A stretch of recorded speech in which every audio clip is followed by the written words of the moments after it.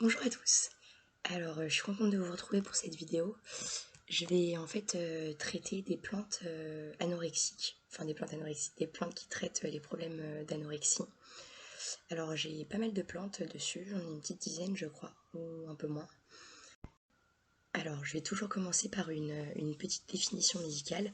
Alors, l'anorexie, en fait, c'est un trouble du comportement alimentaire, donc qui s'appelle aussi TCA, donc comme la boulimie. Et en fait, on peut parler d'anorexie mentale ou nerveuse, mais en fait, ce sont exactement la même chose. Il n'y a en fait il n'y a pas aucune raison physique en fait à l'anorexie.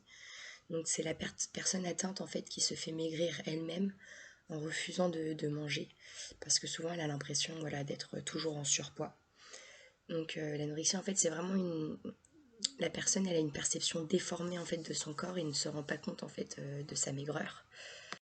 Alors, il y a plusieurs symptômes. Donc, il y a la perte de poids, il y a la perte d'appétit, ou donc l'évitement des aliments en fait qui font grossir.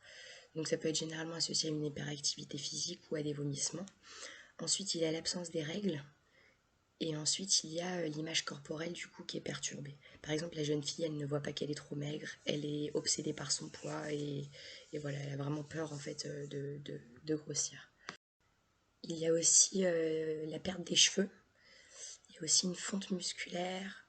Il peut aussi avoir la formation d'un duvet très fin qui s'appelle l'anugo, en fait, et qui est très caractéristique chez les personnes souffrant d'anorexie. Et aussi, les dents et les gencives peuvent s'abîmer voilà, en cas de vomissement. Alors, en fait, la particularité de l'anorexie, c'est qu'il est aujourd'hui en constante augmentation, donc dans nos sociétés contemporaines très industrialisées et dites développées d'ailleurs, mais très industrialisées. Et ce serait même un des symptômes de notre temps, en fait, à cause voilà, de notre société de consommation et tout ce qui va avec. Alors, ce que je trouve intéressant, c'est que, enfin intéressant, c'est qu'en fait, l'anorexie touche essentiellement les femmes et elle apparaît le plus souvent à l'adolescence. Alors, c'est intéressant parce que du coup, pourquoi elle touche les femmes, sachant que c'est quelque chose en plus qui n'est pas physique, donc vraiment mental, psychologique. Je pense qu'il y a vraiment une très grosse pression sociétale voilà, sur la femme. En plus, à l'adolescence, c'est là où voilà, tous les complexes se créent. Du coup, la première plante que je vais vous présenter, c'est l'érythrine. Alors, l'érythrine, en fait, elle pousse dans les forêts de Phoeus en Inde. Et les parties utilisées sont l'écorce et les feuilles. Et du coup, les constituants sont... alors, il y a de l'acide, des alkydes, des phytostérols, des alcaloïdes isoquinoléiques, dont de l'irisotrine et de l'érythratrine. Alors, pour les vertus, du coup, en médecine ayurvédique, en fait, l'érythrine, elle soigne les inflammations, les règles douloureuses, les troubles alimentaires, mais aussi les coliques, les vers.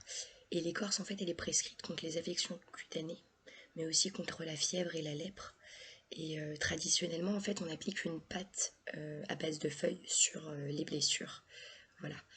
Et du coup, pour l'anorexie, en fait, c'est...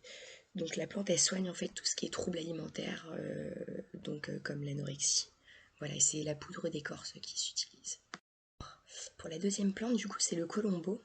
Alors, le colombo, il est originaire en fait des forêts pluvieuses de l'Afrique de l'Est. Et ce sont les racines en fait qui sont déterrées à la saison sèche, puis ensuite séchées. Voilà. Et les parties utilisées du coup sont l'écorce et les constituants sont des alcaloïdes isoquinoléiques, dont de la palmatine, de la colombamine et de la jatéorisine. Ensuite, il y a des principes amers, dont de la colombine et de la palmarine. Il y a aussi des mucilages et 1% d'huile essentielle. Donc, voilà. Alors, il faut savoir que du coup, cette plante est vraiment à éviter pendant la grossesse. Donc voilà, très important. Et du coup, alors pour les vertus du colombo, donc il est extrêmement amer et en fait c'est un remède très efficace dans les troubles digestifs, donc lié au ralentissement en fait de toutes les fonctions digestives. Donc il facilite la digestion, il favorise aussi la production de suc gastrique, donc il stimule l'appétit. Et du coup, la plante en fait, elle accroît l'acidité gastrique, donc qui est hostile aux germes, et du coup va prévenir en fait tout ce qui est maladie digestive. Voilà. Et il permet aussi une meilleure absorption des aliments. Et c'est aussi un remède efficace contre les maladies chroniques intestinales comme la dysenterie. Pardon. Voilà. Alors du coup, euh, c'est comment dire. En fait, il convient vraiment parfaitement bien dans les cas de perte d'appétit et du coup d'anorexie. Alors, la troisième plante, c'est le condurango. Alors, le condurango, en fait, il est originaire des Andes et il peut pousser entre 1000 à 2000 mètres d'altitude et l'écorce, elle est récoltée toute l'année. Du coup, les parties utilisées sont seulement l'écorce et le latex. Et pour les constituants, alors il y a des glucosides, dont de la condurangine, il y a de l'huile essentielle, des phytostérols, et voilà. Et surtout, il ne faut pas oublier que le latex, il est très toxique et il ne faut surtout pas l'employer en usage interne. Voilà, j'insiste vraiment sur ce point, c'est très important. Alors, pour la petite anecdote, en fait, au début du XXe siècle, le condurango, il était encore considéré, par erreur d'ailleurs, comme un remède contre le cancer. Donc voilà, alors qu'il ne l'est pas du tout. Et aussi du coup pour ses vertus, alors l'écorce du condurango, elle a pour principal effet de stimuler en fait les sécrétions de l'estomac.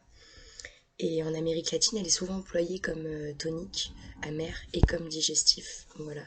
Et le condurango est en fait un remède spécifique voilà, des indigestions et de l'anorexie.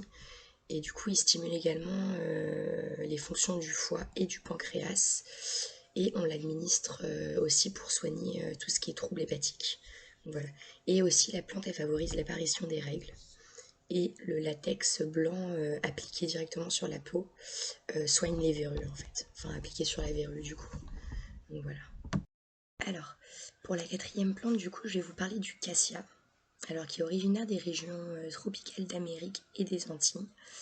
Il pousse souvent à proximité des points d'eau et on récolte l'écorce toute l'année. Voilà. Alors les parties utilisées du coup sont seulement l'écorce et la plante elle est constituée de principes amers dont de la cassinoïde qui contient de la cassine, des coumarines qui contient de la scopolétine et de la vitamine B1. Donc voilà.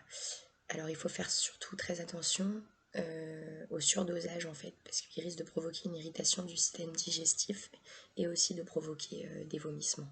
Donc voilà, il faut faire attention, très très attention au dosage de la plante. Alors pour la petite histoire, en fait, l'écorce de cassia, elle a été introduite en Europe en 1756 en provenance du Suriname, donc qui était une colonie hollandaise.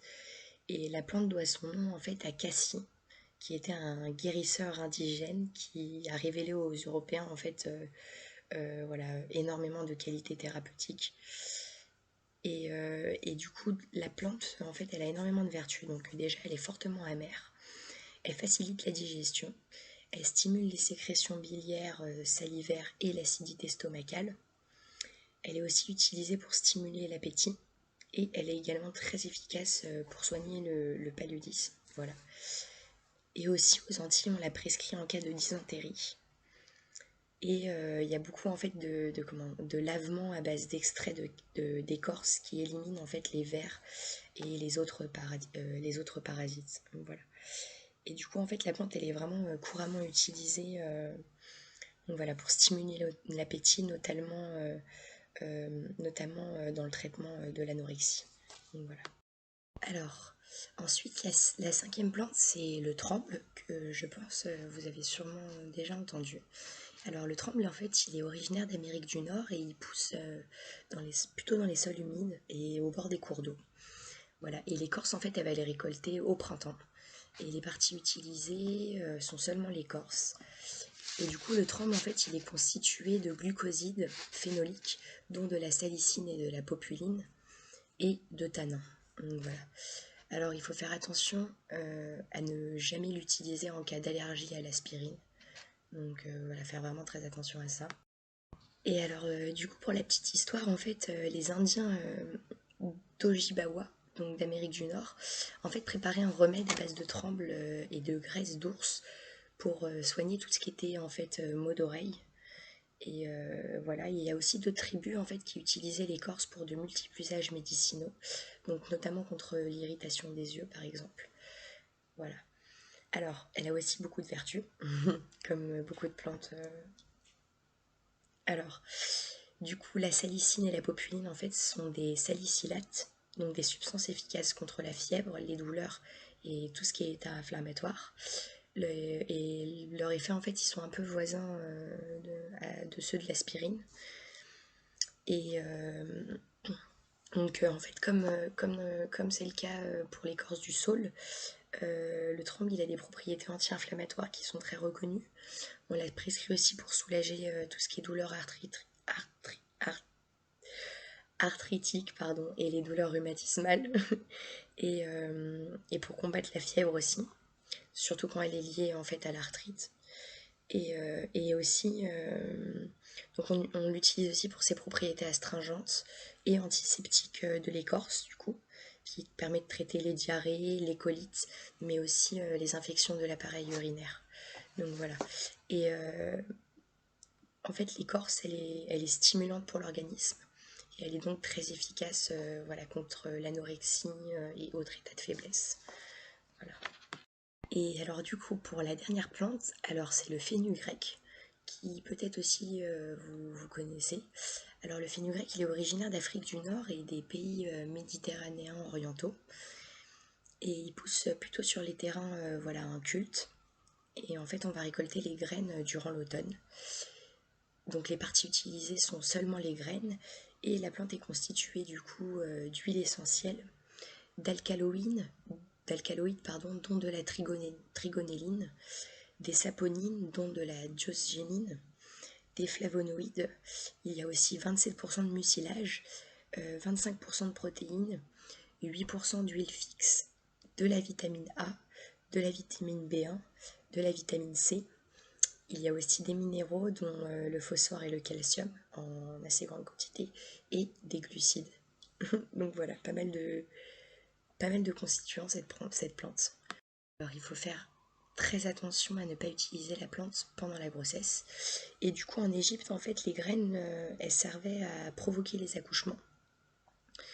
Et au 5e siècle avant Jésus-Christ, le médecin grec Hippocrate considérait en fait que le fenugrec était un bon remède apaisant. Et du coup 6 siècles plus tard, Dioscorie, donc toujours le philosophe grec, le recommandait en fait pour traiter les troubles gynécologiques, donc comme l'infection de l'utérus et aussi les inflammations vaginales et vulvaires. Donc voilà. Et alors du coup, elle a aussi pas mal de vertus celle-là. Alors déjà, ces graines, elles sont très nourrissantes et elles sont prescrites généralement aux convalescents et ainsi qu'aux patients voilà, pour favoriser la reprise de poids, donc notamment à la suite de l'anorexie. Et elles ont une action donc un peu comparable à la quinine contre la fièvre du coup. Donc elles soignent les gastrites aussi, les ulcères. Elle accélère aussi donc voilà, l'accouchement, elle stimule la lactation et elle a aussi des propriétés anti-diabétiques donc, qui permettraient d'abaisser aussi le taux de cholestérol. Et par voie externe en fait et sous forme de pâte, les graines en fait elles sont appliquées sur les abcès, les ulcères et les brûlures. Et en douche vaginale, elles soignent en fait, elles sont utilisées contre les pertes blanches. Donc voilà, les femmes, vous devez connaître ce petit problème. Si vous en avez trop, je sais pas, mais voilà, il y a énormément de plantes d'ailleurs qui soignent, qui traitent les pertes blanches, pardon, qui se font généralement d'ailleurs en douche vaginale, comme la rose par exemple. Et voilà, et aussi elle rafraîchit la laine. Voilà. Et en Chine, en fait, le fenugrec sous forme d'ovule, il est utilisé dans le traitement du cancer du col de l'utérus. Bon bah voilà. Et j'espère que, bah voilà, comme toujours, j'espère que ça vous aura servi ou ça vous servira plus tard. N'hésitez pas à partager cette chaîne. Voilà, c'est pas pour que mes abonnés augmentent. Je vous avoue, j'en ai un peu rien à faire. Mais voilà, pour plutôt, j'aimerais vraiment que les gens commencent à se soigner avec les plantes. Et voilà, si vous avez des amis qui ont des problèmes, n'hésitez pas, je vais mettre énormément de vidéos, je vais traiter de 209 maladies. Et voilà. Bon bah je vous retrouve pour une prochaine vidéo et à bientôt. Prenez soin de vous.